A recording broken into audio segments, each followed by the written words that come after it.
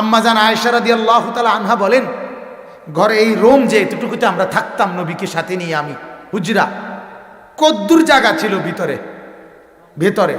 হযরত আয়েশা বলে, মাঝে মাঝে আল্লাহর নবী হুজরার মধ্যে রাত্রিবেলা তাহাজ্জুদের নামাজ পড়তেন। কোথায়? হুজরায়।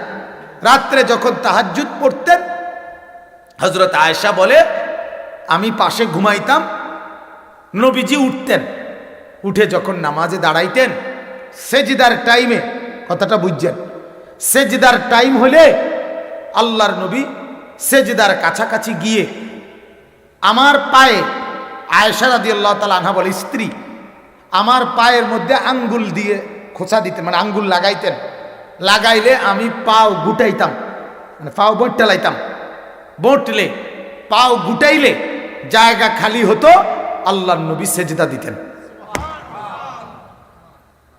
বলেন তো প্রশস্ততাটা কত বেশি? এই প্যান্ডেল সমান, ঠিক না?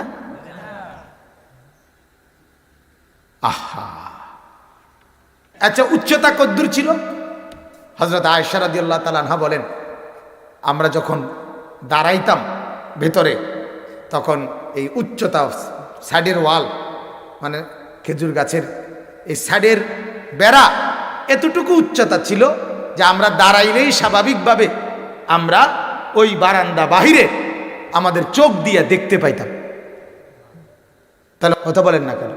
এই যে আপনার এই প্যান্ডেলের যে সাইডের যে পর্দাটা, এটা যে দুরুসা, যখন উপরের সামিয়ানা যদি খুলে ফেলে, একজন মহিলা দাঁড়াইলে স্বাভাবিকভাবে দাঁড়াইয়ে ওই পাশ দেখবো। কথা বুঝিনি আমার? তাহলে হাইট কি এখানে? এই হাইটটাও তো একজন মহিলার শরীরের চাইতেও কি উচ্চ বেশি না? এতটুকুও না।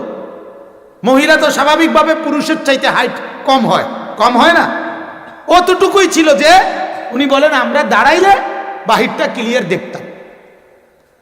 এতটুকু কম, এতটুকু ছোট এই হুজরার মধ্যেই আল্লাহ নবী সাল্লাল্লাহু আলাইহি ওয়াসাল্লাম থাকতেন।